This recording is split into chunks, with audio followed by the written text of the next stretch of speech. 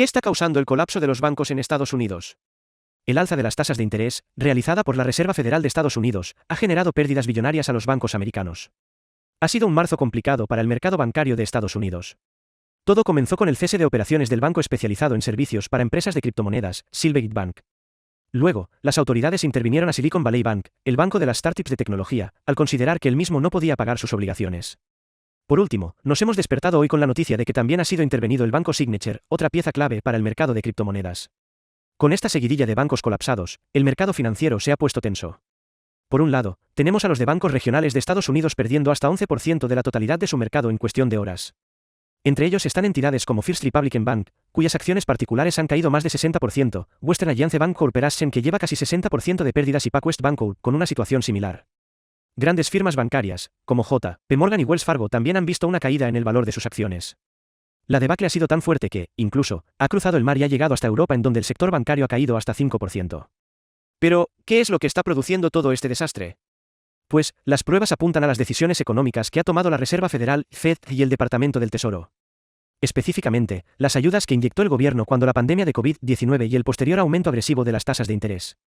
Gabor Gurbax, consejero de la firma de inversión Banek, cree que el desplome de los bancos ocurrió en 4 fases. Primero, luego de la debacle inmobiliaria y financiera del 2008, la Fed decidió mantener una tasa de interés de 0 por mucho tiempo para incentivar las inversiones.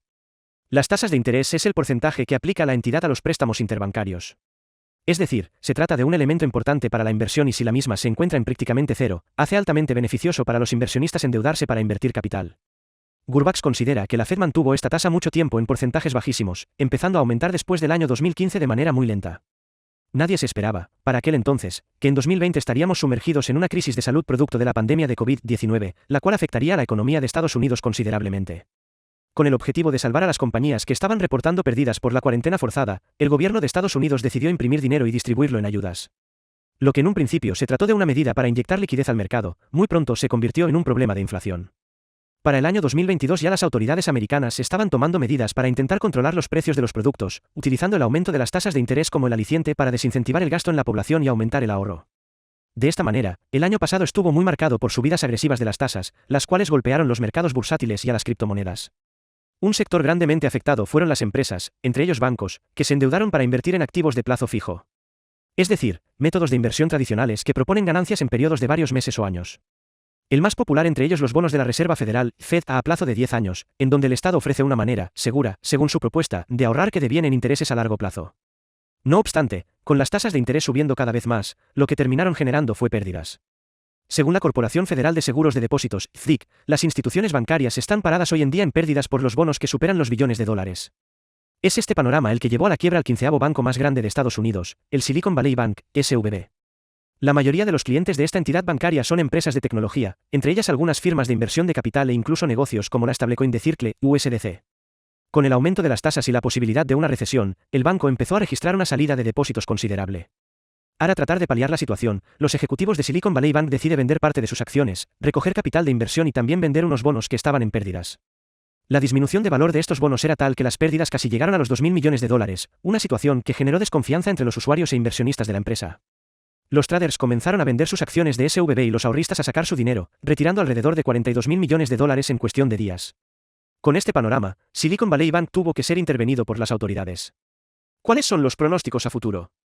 Tal y como podemos ver en este caso, el aumento agresivo de las tasas de interés jugó un papel importante en el inicio de la debacle bancaria.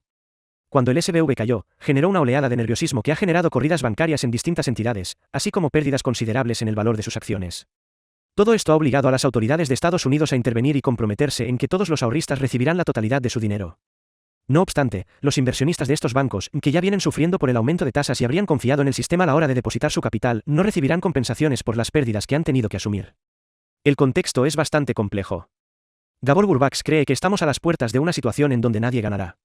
Con el mercado plagado de ansiedad e incertidumbre, pareciera ser una posibilidad de que la Reserva Federal decida disminuir el aumento de las tasas de interés, lo que sería un alivio para los bancos y los inversionistas, así como un aliciente para Bitcoin. No obstante, de llevarlo a cabo, esto haría que la inflación vuelva a descontrolarse y afecte el poder adquisitivo del norteamericano. Por otro lado, si se sigue la óptica del presidente de la Fed, que es de seguir aumentando las tasas de interés según su último discurso, veremos más entidades bancarias en aprietos y seguirá el nerviosismo en el mercado ante un posible colapso de todo el sistema. Jack Mallers, fundador de la firma de inversión de Bitcoin Strike, es uno de los muchos internautas que considera que la Reserva Federal quizás ha roto el sistema bancario. Asimismo, otras personalidades apuntan que la situación que se está formando podría ser incluso peor que la Gran Depresión del 1939. Mientras todo esto ocurre, los activos de resguardo de valor como el oro y Bitcoin han registrado un repunte en sus precios del 2% y el 8% respectivamente. Un comportamiento que podría estar sugiriendo que los inversionistas y traders están migrando a activos que le permitan salvaguardar su capital en esta coyuntura. Fuente de la noticia criptonoticias.com